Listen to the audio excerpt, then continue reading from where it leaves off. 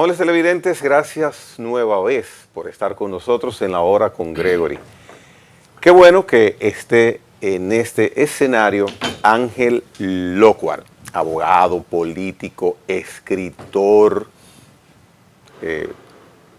un ciudadano que ha estado en la palestra de los medios de comunicación, la palestra pública, durante muchos años, y con quien podemos conversar de diferentes aspectos. El primero, Ángel, después de darte las gracias por tu visita, es un tema que puede ser preocupante por el posible desenlace que pueda ocurrir en la celebración de una marcha en el mismo centro de Friusa, una etnia, un enclave de miles y miles de ciudadanos haitianos no normalizados, no legalizados en República Dominicana, que va a ser una trayectoria de dominicanos por las calles donde ellos viven hace muchos años. Opinión sobre esta marcha. Gracias, Gregory, por la oportunidad de estar aquí contigo y con los televidentes. Y también gracias por empezar con una pregunta tan pertinente. Una pregunta que recoge lo que ya es una preocupación de los dominicanos. Y por ser una preocupación de los dominicanos, esa preocupación se expresa de maneras distintas. Esta marcha es una de ellas. Quizás no la más sabia, pero es una expresión de preocupación del dominicano que se ve desplazado y ve amenazada la matriz dominicana de la nación. Y eso pasa en todas partes del mundo. Yo entiendo como correcto que hayan dado el permiso, porque no se le puede prohibir a dominicanos que marchen y que protesten en su propio país, que había que darla. Al mismo tiempo lamento que la hayan dado, porque los dominicanos debemos procurar evitar incidentes o situaciones que se salgan de control y provoquen incidentes que trasciendan al mundo, porque estamos en el mundo en desventaja mediática.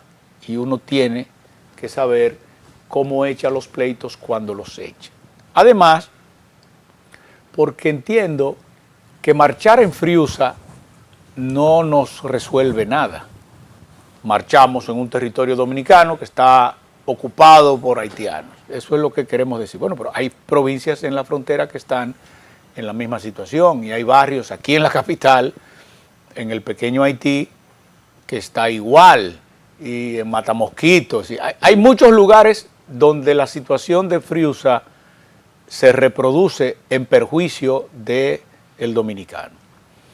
Lo lamentable es que el gobierno no lo resuelva y que tengan los dominicanos que ir a protestar a un lugar en donde el control de la paz pública va a ser dificultoso, porque tú vas a tener dominicanos que caminan ejerciendo su derecho y haitianos que pueden creerse agredidos o en peligro, ¿me comprende? Entonces, yo no me gusta, yo hubiera preferido que el gobierno cumpla con su responsabilidad de aplicar la ley y vaya, levante un censo y al que está regular le permita continuar porque está en un estado de legalidad y al que no lo lleve a su país. Eso es lo que un gobierno responsable debería hacer todavía hoy para evitar que el dominicano tenga que hacer marchas porque estamos siendo ocupados. Y yo las marchas las recomendaría aquí en la capital, frente al Ministerio de Interior y a la Dirección General de Migración, porque esos son los responsables de que exista Friusa, Matamosquito, el pequeño Haití, y yo no me refiero al enclave como tal de residencia de nacionales, porque también hay muchos dominicanos en Queens, ¿me comprende? Sí, pero los dominicanos están en Queens, están legalizados, hacen una vida normal y las autoridades de Estados Unidos van allí, tanto las locales como las federales, como las estatales, y están integrados en la comunidad. pero yo no puedo admitir que los policías no pueden entrar a Friusa. ¿Y cómo es que dentro del territorio dominicano la autoridad pública no puede penetrar? Eso es una falta del gobierno. Ahora, que para protestar por esa presencia irregular, ilícita, perniciosa, los dominicanos tengan que trasladarse allí, eso es buscarnos un problema o colocarnos en posición de que se produzca una situación eventualmente fuera de control que le cree al país un problema más grande que el problema que se trata de resolver.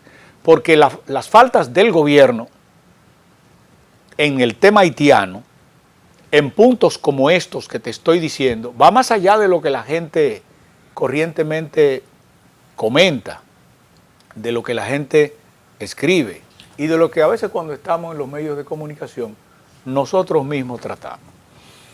Yo escribía a principios del milenio que el problema de los haitianos caminaba hacia convertirse en un problema que más temprano que tarde iba a ser un problema de solución muy costosa para la República. Cuestión que ya nos ha pasado en el futuro. ¿Por qué? Porque nosotros firmamos una convención, nosotros firmamos el Pacto de San José, firmamos el Pacto de los Derechos Civiles y Políticos, y en esos pactos se reconocen derechos a las minorías. Y nosotros nunca debimos permitir que se constituya en minoría la presencia haitiana en la República Dominicana. Pero eso se reedita en distintos lugares. Tú has mencionado nombres de sitios donde pasa lo mismo.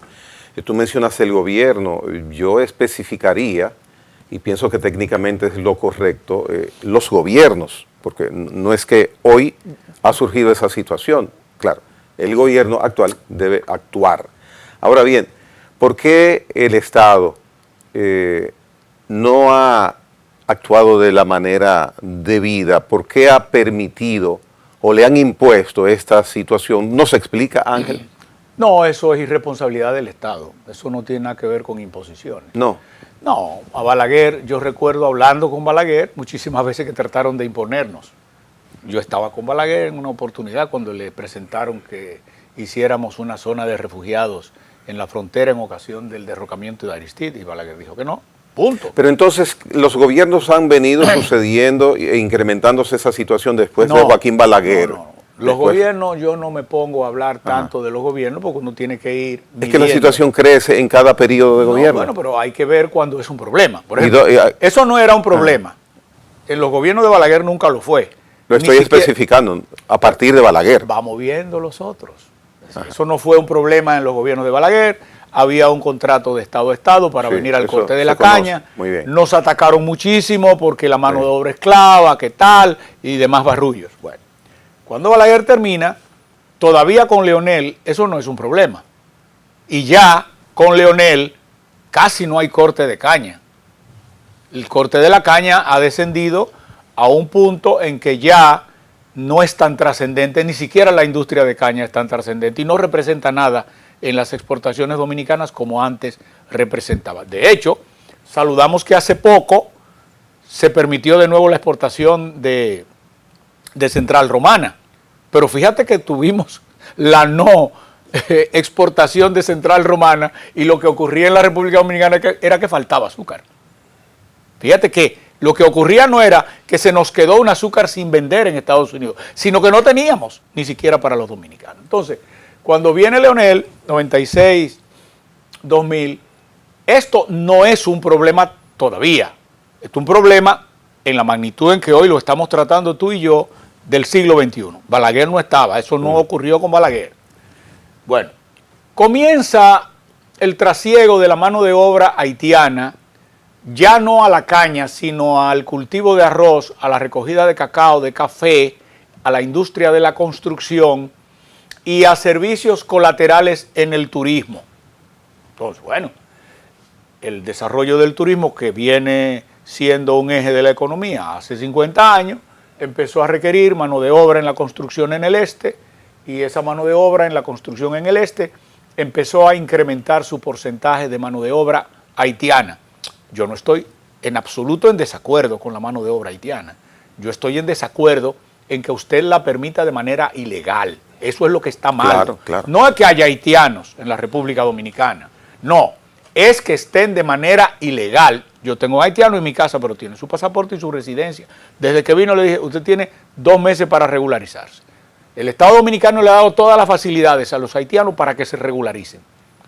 Danilo hizo aprobar hasta una ley para regularizarse y se regularizaron muy poco, 200 y pico de mil. Dictó una sentencia el Tribunal Constitucional que en una de sus primeras ocasiones le impuso una correa al mismo Ejecutivo y al Legislativo para que dictaran una ley para regularizar eso. Entonces, oportunidades para regularizarles han sobrado. Que el desastre en Haití, bueno, pero nosotros no somos culpables del desastre en Haití, ni podemos cargar con ese peso. Lo que nosotros no podemos tener es los puentes, debajo de los puentes, como residencia ambulatoria de noche de los ciudadanos ilegales haitianos. Lo que no podemos tener son las áreas verdes invadidas. Lo que no podemos tener son guetos insalubres que lo que se convierten es en foco de enfermedades y de problemas sociales. Entonces, yo entiendo que es el gobierno. Tú me dices ahora, pero los gobiernos de antes. Bueno, es que el problema es ahora. Yo no puedo decirle que actúe en Friusa al gobierno de Danilo ni al de Leonel, porque el problema de Friusa se está produciendo en este momento. Entonces, en este momento, quien tiene la obligación de actuar aplicando la ley de manera prudente, de manera sabia, pero firme, es el gobierno actual. Pero tampoco es que el problema era tan grave en los gobiernos previos. No es que no existiera, es que no eran tan graves, porque las 400,000 visas que se dieron en menos de un año y pico, no fue Danilo ni Leonel que la dieron. ¿Me comprende? Fue en este gobierno que se dieron, o me lo estoy inventando. No, está en la prensa, fue la prensa que reveló la cantidad de visados que se dieron inmediatamente después de la pandemia y hasta el año 2022, y se empezó a arreglar en el 23, cuando el tema del canal. Lo que tú no puedes, en países como el nuestro, países limítrofes como el caso nuestro con Haití, que tenemos una historia accidentada de pérdida de terrenos, porque los dominicanos, que somos muy alegres, bochincheros, y va y viene, a veces se nos olvida porque no estudiamos que hubo que cederle el 8% de nuestro territorio a los haitianos por cuestiones como esa de Friusa, el dejar pasar. Cuando se fue finalmente a firmar los tratados en 1929 y cuando Trujillo hizo la revisión en 1936, pedimos hincha Juana Méndez, eso era 8% del territorio nuestro. Haití lo que tenía eran 22,000 kilómetros, no tenía 27,000 kilómetros. Nosotros no teníamos 48,000 kilómetros, teníamos 55,000 kilómetros cuadrados.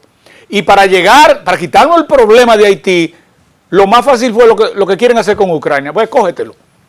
Así cualquiera llega a acuerdos si te lo están dando todo.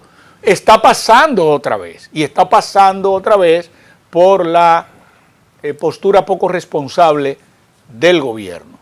Los ilegales de Haití, en República Dominicana, hay que repatriarlos si no se legalizan. Ese acto de repatriación que inició hace unos 5 meses con Ballester, el nuevo director de migración, o casi nuevo, ya va para 6 meses, ¿surte algún efecto? ¿La medida es correcta? ¿Hasta 10,000 ciudadanos deben ser deportados? Eso no es nada. Semanalmente. Porque eso no se ha cumplido. Si tú ves las citas que la misma Dirección General de Migración publica, vas a ver que eso no se ha cumplido. Pero no es solo deportar, es impedir que vuelvan. Es que... Dice José Ricardo Taveras que yo he hablado con haitianos que se lo llevan en la mañana y dicen, nos vemos mañana otra vez allá. Bueno, entonces, él visualiza la frontera con una puerta giratoria. Sí, entran y vuelven de una vez. Entonces, bueno, solo que, volver le costó 18,000 pesos. Pero vuelven, a los 2 días están aquí. Si tú vas a los barrios donde hay población haitiana, vas a ver que un día hubo una redada, se los llevaron y a los 2 días están ahí otra vez. ¿Y a quién beneficia que esa situación entonces se mantenga? Porque evidentemente ningún ciudadano dominicano sensato quiere que eso continúe, porque entonces la autoridad del gobierno, como indicas, no toma medidas efectivas, o no puede, no quiere, no es capaz. Bueno, eso tú tienes que preguntárselo al gobierno. ¿Y qué tú miras? Yo lo que sí te puedo decir es que el gobierno tiene los mecanismos en la ley y tiene el apoyo ciudadano para reglamentar y normalizar la situación de los ilegales. Porque aquí el gobierno, por ejemplo, yo hablé con el presidente Abinader un par de veces porque siento que el país siempre estará en deuda con Venezuela.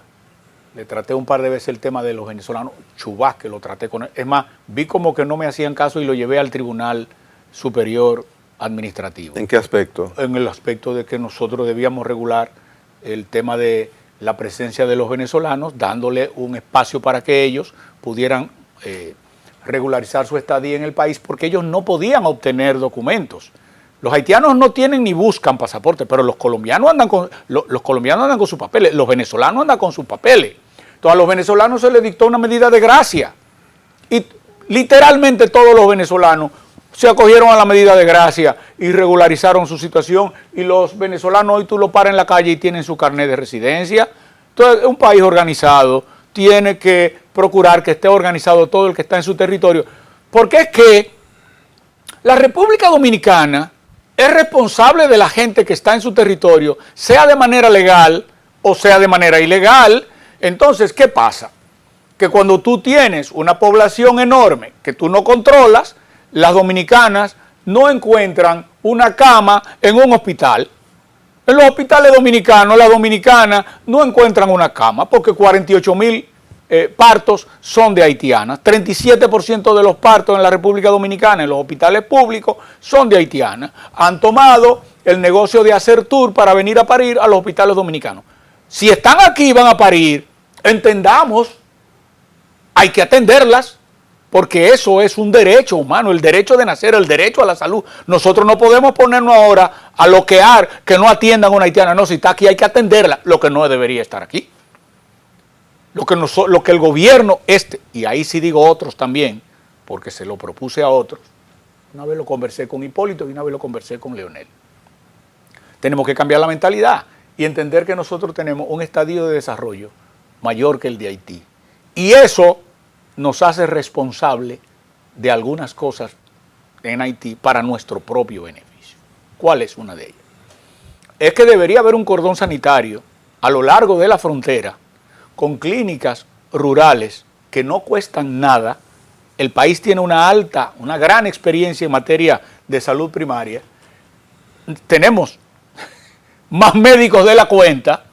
Es que debería haber un cordón sanitario pagado por el Estado Dominicano para que los problemas de salud primaria de Haití, entre ellos los partos, se hagan en la frontera. Si tenemos que prestarle la asistencia, tanto por un deber como por un compromiso con los derechos humanos, ¿y por qué tienen que parir en Santiago o en la capital o en un hospital de la Altagracia o de Puerto Plata, que paran en un hospital de atención primaria de la frontera, porque finalmente el parto no es una cosa del otro mundo, ¿me comprende? Que paran ahí y se queden allá. Pero aquí, ¿qué es lo que pasa? Que paren aquí y no van nunca al libro de extranjería. Yo le pedí para un libro que publiqué, un ensayo hace como un año, las estadísticas de extranjería a la Junta Central Electoral. Y cuando tú ves los asientos de la Junta, cuando tú ves los asientos de la Cancillería que notifica al consulado haitiano los nacidos de nacionales suyos, cuando tú ves eso, ¿tú sabes lo que pasa? Que no te coinciden, las diferencias es de 1, de 2 a 10. Entonces eso no se puede. Lo que no se puede es que un niño dominicano no encuentre una silla en la escuela, porque el 7% de las aulas están ocupadas por haitianos. Pero, ¿podemos tener un niño haitiano sin que vaya a la escuela? No, si está aquí tiene derecho a la educación. Lo que pasa es que no tiene derecho tal vez su papá y él a estar aquí. Entonces hay que resolver el problema y la única manera de resolverlo es a través de regularizar a los inmigrantes ilegales que tenemos en nuestro territorio. Para finalizar ese tema, ¿vean el LOCOAR alguna intención o algún posible resultado con las medidas que toma el gobierno para que se regularice esa situación? Pero es que tú no has visto ningún resultado. Aquí anuncian. Esto es un gobierno que resuelve todo con anuncios. Es más, si tú tomas el periódico, este país no tiene problema. Todas las soluciones están anunciadas. pero en la práctica ninguna está ejecutada.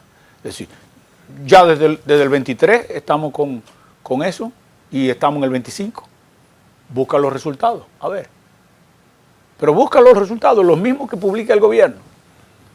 Esos resultados compáralos con la magnitud del problema y verás que en realidad no es mucho lo que se está haciendo.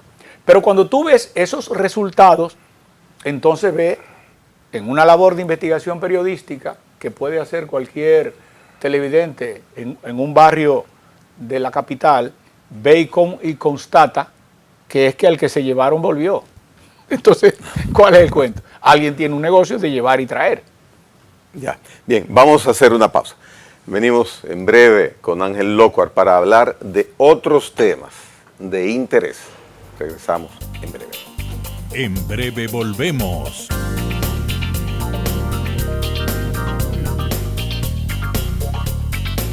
A la hora con Gregory.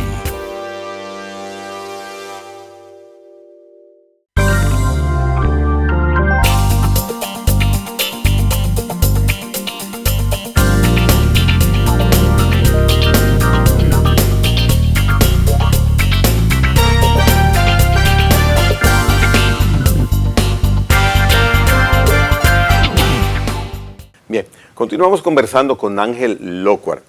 El Tribunal Constitucional tiene, a mi modo de ver, una W en cuanto a su comportamiento institucional, porque hay ocasiones inclusive que se le dice que ha entrado al terreno de otros estamentos del Estado, por ejemplo, con el caso de la sentencia donde puedes tú ser candidato, puedo ser yo candidato sin pertenecer necesariamente a una organización política. Esa es una decisión del tribunal que aparentemente incursionó en legislar.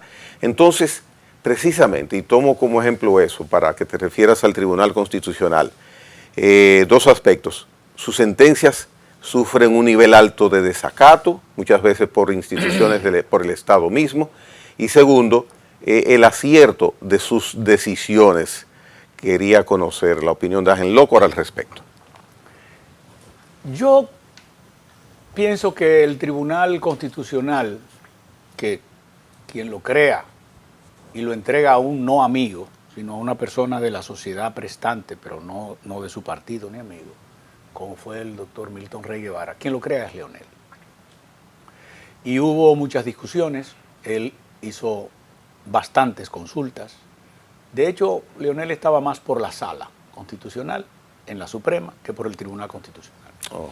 Cuando en una conversación un domingo en la tarde yo le hago unas reflexiones y junto con otros parece que lo convencí de algunas cosas, me pidió que trajera al presidente del Tribunal Constitucional de Colombia, quien vino, habló desde Palacio, y es así como el Tribunal Constitucional va en la reforma como una institución independiente. Yo creo que los aportes del Tribunal Constitucional son innegables. Eso no quiere decir que estemos siempre de acuerdo con todas las sentencias que da. Una de ellas, el sistema político, no ha estado de acuerdo con el tema de las candidaturas independientes. Yo no me refiero a eso porque no me he referido, porque todos los partidos están en contra. Yo no le veo, en realidad no le veo el grave peligro, pero si todos los partidos están en contra, que son los actores en ese escenario, no me voy a poner a argumentar tecnicismos de carácter legal en contra de eso, porque no tiene ninguna utilidad. Yo creo que las leyes electorales desde 1997 todas han sido malas, porque las hacen los partidos, legisladores que no saben nada de eso, que ni analfabetos son en sistemas electorales. Aquí yo no conozco un legislador que tenga un curso de sistemas electorales, que sepa lo que es sistema electoral, que sepa lo que es método electoral, que sepa lo que es ley de asignación de escaños, nada de eso saben. Entonces hacen unas leyes que desde el 97, cada vez que se publican a los 3 meses hay que modificarlas. Y la última ley electoral, el Tribunal Constitucional tuvo que declarar la inconstitucionalidad como en 5 vertientes. La primera, por una acción directa que yo presenté y a la que se unió luego Vinicito. Ellos se añadieron a esa acción directa que yo planteé y el tribunal la acogió. Luego otros también presentaron y el tribunal también las acogió, porque las leyes electorales son muy malas, están hechas para los partidos y no están hechas para arreglar los partidos, sino para mantener sus deficiencias. La actual es malísima, es de las más malas que hemos tenido, pero eso es harina de otro costal y este momento no creo yo que sea el adecuado para ponernos a hacer filigranas con las deficiencias de esta ley. El otro tema es más importante.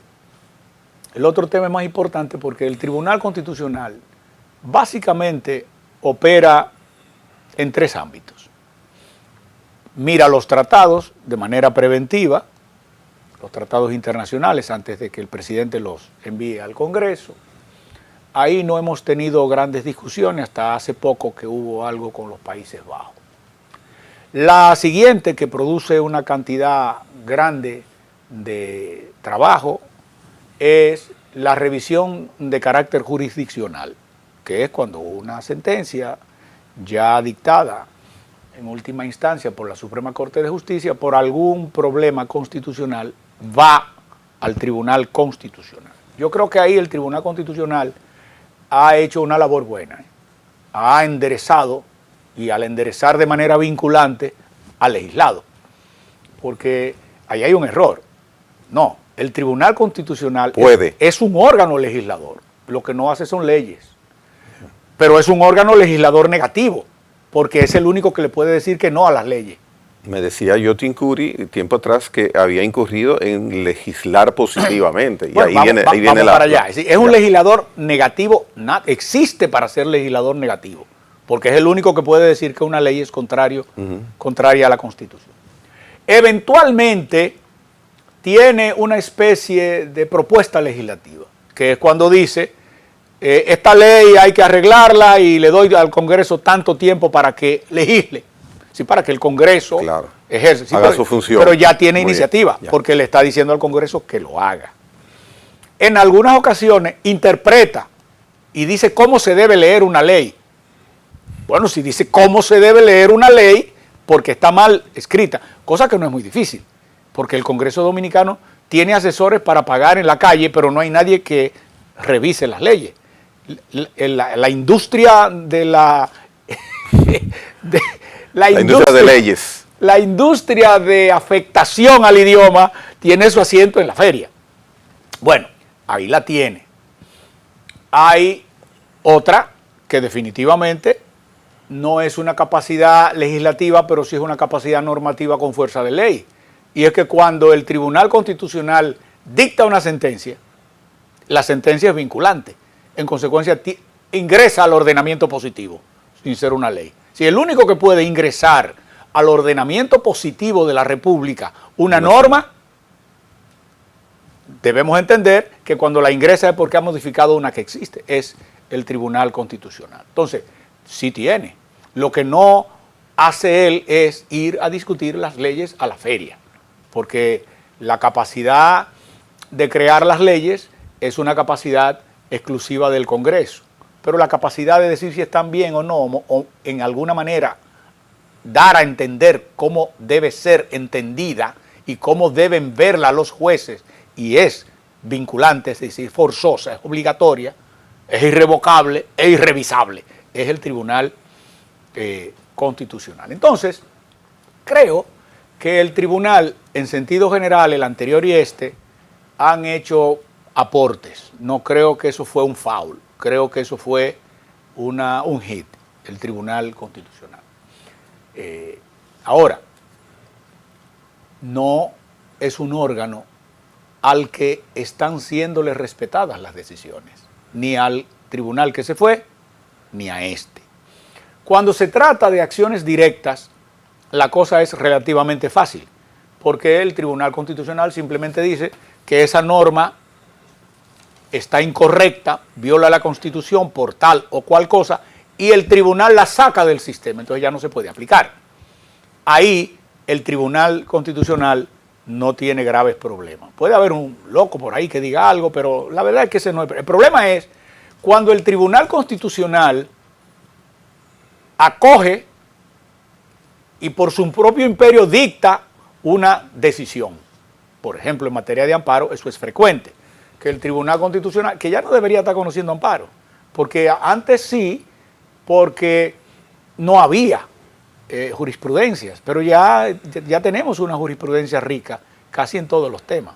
Ya el Tribunal Constitucional debería mandarle eso a los jueces para que fallen conforme al criterio del Constitucional.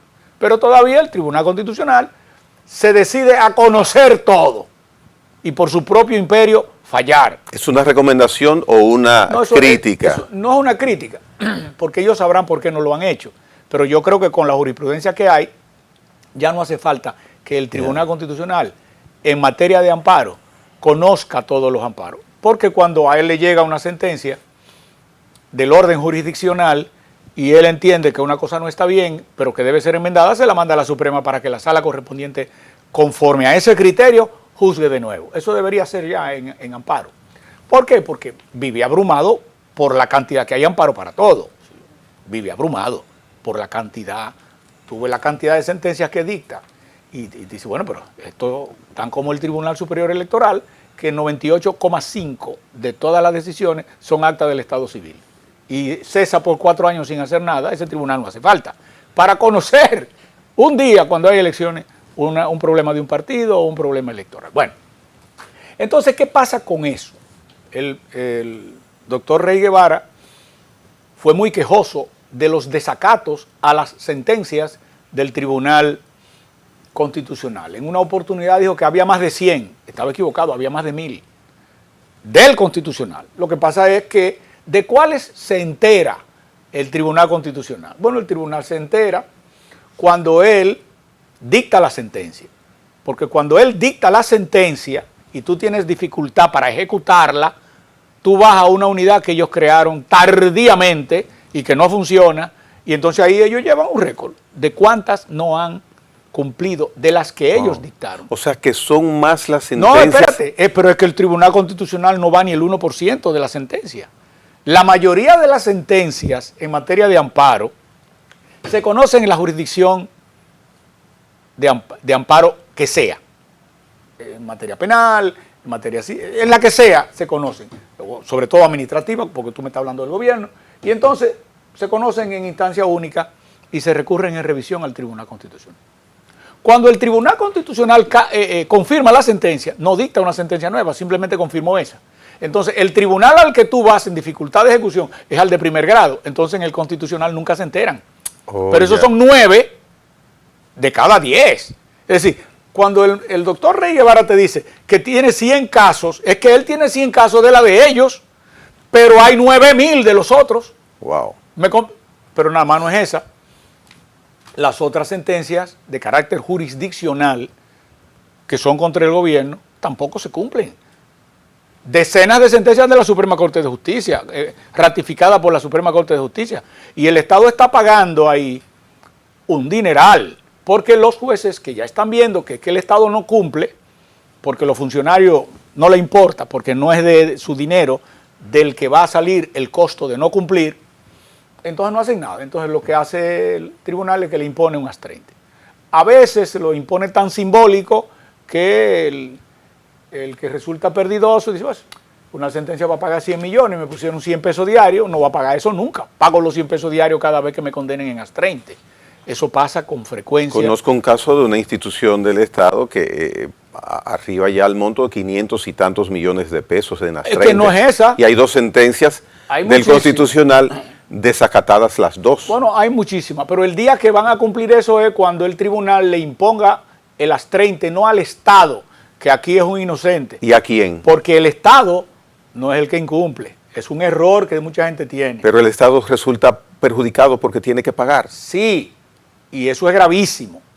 Pero ¿por qué es que el Estado resulta perjudicado y tiene que pagar? Por culpa del funcionario.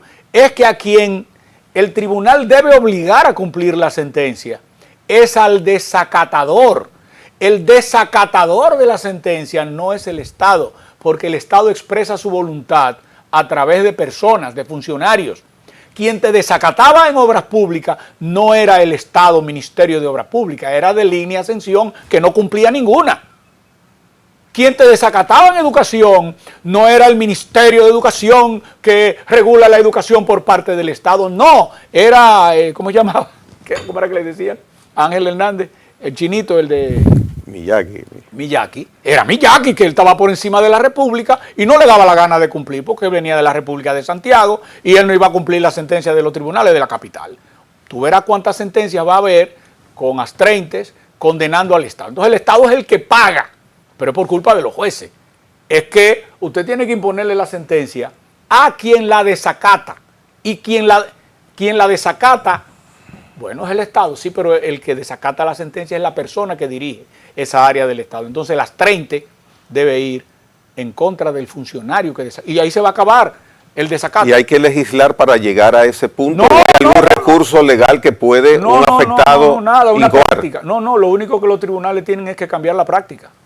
Y en vez de imponerle el astrente al Estado, imponérselo al funcionario. Y las situaciones o, que ya... en el mejor de los casos, a ambos. Es decir, se le impone este astrente al Ministerio de Educación porque no cumplió este contrato. Y al ministro, porque es el ministro el que no lo cumple. ¿Y por qué no lo cumple? Porque a él no le importa. A él no le importa porque él no tiene ningún costo, él no tiene ninguna, no es requerida de él ninguna responsabilidad. Cuando la justicia le requiera responsabilidad al funcionario, entonces tendremos Estado de Derecho. Pero con Luis, el Estado de Derecho ha dado un retroceso de 20 años, porque las sentencias habían venido caminando hacia el cumplimiento. Y en estos últimos 3 años y medio, eso retornó a la época de piedra. ¿Y qué intervención tiene el Ejecutivo para que eso haya sido así actualmente? Pero lo que incumplen todos son funcionarios del Ejecutivo. Oye, ¿y quién es el que incumple que no es del Ejecutivo? Muy pocas sentencias son contra el Legislativo, muy pocas sentencias son en contra del Poder Judicial. El que incumple siempre es el gobierno. Dime una sentencia incumplida por el sector privado. Aquí no hay sentencia incumplida por el sector privado. Lo que pasa es que le ejecutan inmediatamente. Pero ¿y por qué se le ejecuta? Porque están ejecutando a alguien contra su patrimonio y él va a preferir llegar a un acuerdo. ¿Por qué? Porque los jueces ordenan los embargos. Entonces, no se ejecutan cuando es del Estado, porque el juez no te ordena el embargo y porque el que va a perder el dinero no es el incumbente, sino el Estado. Entonces, ¿cómo se corría eso? Condenando al incumbente. Aquí hay sentencias que están en el presupuesto y llevan 5 años y no se pagan y tienen astreintes. Y el día que se vayan a pagar hay que pagar la suma más el astreintes. Pero no es de los bolsillos del funcionario, es del Estado. Pero muchas, y entonces después se pasan suavecita ahí en el presupuesto y nadie se entera. Son cientos de millones que se pagan a cada rato. Bien, pasemos de la parte del derecho, de la parte jurídica, de la interpretación de esos textos constitucionales que ha manejado sobre el tribunal mismo, a el área política. He manifestado en diferentes programas que desde octubre, noviembre del año pasado, recién acabado el proceso, los 2 procesos electorales, iniciábamos ya una campaña y que estábamos en campaña, lo mantengo y lo sostengo. Pienso que estamos en campaña política preelectoral, como si fueran las elecciones del año entrante. Entonces, el panorama político, ¿qué mira Ángel Lócuar en él? Aquí siempre tenemos estribillos. En la democracia siempre se está en campaña. Es consustancial a la democracia estar en campaña siempre. El presidente Trump tiene 2 meses. Estados Unidos está en campaña. Es normal. Él dicta una medida, los demócratas se oponen, él dicta una medida, eso tiene un costo político en la ciudadanía. Los demócratas ven en qué estado eso va a afectar más al presidente Trump y a su partido. Hay elecciones en septiembre de renovación del Congreso. Están en campaña permanente. Sí. La política es el ejercicio diario de una actividad que tiene que ver con la gobernanza. Y al tener que ver con la gobernanza, cada día hay actividades de gobierno que producen efectos políticos y los partidos de oposición tienen que responder y los partidos de gobierno tienen que defender. Eso es normal. Aquí creíamos que no iba a haber política porque unificamos las elecciones. Porque eso lo dice gente que no sabe un carajo de eso. Porque aquí ya hemos unificado, desunificado y vuelto a unificar. Lo que quiere decir que no sabíamos desde el primer día qué era bueno y qué era malo. ¿Tú me estás entendiendo? Porque aquí vivimos inventando, porque hacen las leyes gente que no sabe nada del tema. Aquí es normal que haya activismo político. Yo no creo que hay campaña, yo creo que hay activismo político, posicionamiento político. Hay un partido que está en el gobierno, a ese le toca gobernar y ejercer las labores de gobernanza y a los otros criticarla, porque es para eso que están. Bueno, pero los otros también tienen que reordenarse a lo interno. Tienen que reordenarse a lo interno porque viene una campaña electoral y tienen que producir candidatos para esa campaña electoral. Y antes de producir esos candidatos, tienen que poner al día las estructuras institucionales que van a producir esos candidatos. Pero eso es lo más normal del mundo. Eso es como que tú me digas que vamos a comer y no vamos a cocinar. Bueno, pero que para comer hay que cocinar primero. Si la gente vive aquí con unas ideas rarísimas. Entonces, ¿ahora qué pasa? Bueno, el PLD tuvo un congreso, va a elegir ahora o va a empezar el proceso de preseleccionar su candidato presidencial. En los primeros 3 meses del año que viene. Eso es normal. ¿Por qué? Porque ese partido salió con 30 y pico por ciento, en la elección pasada sacó 8 o 10% y tiene que reposicionarse. Entonces, ¿cómo se reposiciona? Bueno, activando. Activando. Y no un candidato presidencial que van a tener, es que tienen que empezar a mover los candidatos locales. Porque nosotros vimos en la elección pasada, aquí en la capital, que, bueno, era candidato Abel, era candidato el presidente Fernández, que venía de sacar un 5 y se posicionó en 29. Entonces, ya ahí la candidatura presidencial está lista. Sí, pero eso no fue el problema en la campaña pasada. El problema en la campaña pasada fue que te defenestraron los candidatos locales o se te olvidó que el gobierno compró 8 candidatos a senadores días antes de las elecciones. Entonces, esos partidos pueden volver con los candidatos que se vendieron. Pero ven acá, una candidatura ganadora, en primer lugar, como decían todas las encuestas en Samaná, unos días antes se fue. O una candidatura que pudo tener más o menos nivel, pero que estaba fundamentada en una alianza en Moca, se fue. Pero no fueron solo esas, fueron alcaldes, diputados, que se fueron por un trasiego mercurial a otro partido, o simplemente cobraron para retirarse y dejar a la oposición sin candidatos. Esos partidos tienen que resolver esos problemas, producir en esas localidades las candidaturas que van a terciar y que no vayan a hacer lo mismo. Entonces, para eso tienen que producir candidaturas con bastante tiempo, para que quienes resulten beneficiarios de ellos conozcan las estructuras, hayan hecho las inversiones necesarias y estén en condiciones de competir. Entonces, que es normal, gracias a Dios que están haciéndolo porque eso es normal, que estén ahora mismo moviéndose para readecuar las maquinarias políticas de los partidos de oposición, porque finalmente la democracia es gobierno y oposición. Cuando es gobierno solo no hay democracia, eso es una dictadura. Hay un ciudadano que ha presentado una moción ante el Tribunal Constitucional para que no se le viole el derecho constitucional que tiene el actual presidente de la República de poder presentarse nueva vez, si así lo desea, como candidato presidencial ante el Tribunal Constitucional. ¿Y ese derecho constitucional en dónde está? Porque la Constitución... En la Constitución. Primero aquí hay demasiada gente analfabeta escribiendo de constitucionalidad.